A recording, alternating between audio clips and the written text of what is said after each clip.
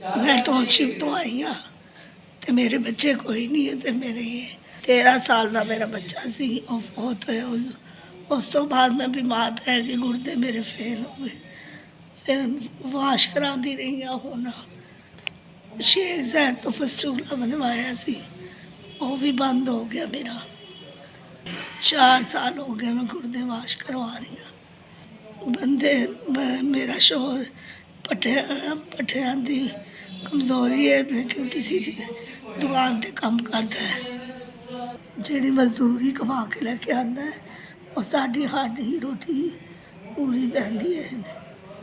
फसूला मेरा सारी ना बंद हो गया। पानी मेरा अंदर इन्ना भरिया पे है, आंदा लेटिया नहीं जाता, ना कुछ खाया जाता है, ना बैठा जाता है। पानी इन्ना ज़्यादा है मैं कुछ खा ही नहीं सकती। लैन मेरी ना किसी लाती च पैंदी है, ना कोई गर्दन च पै रही है। एक पाँव के पैचे की वड्डी बड़ी नाली।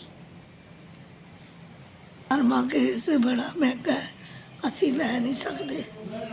खुदा वास्ते मेरी मदद करो।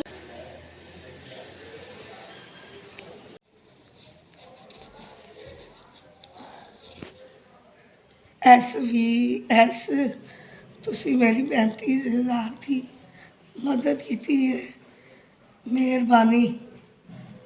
60,000 मेरी लैन पई है, तुसी 35,000 रुपया दिता है, 60,000 की लैन पई है।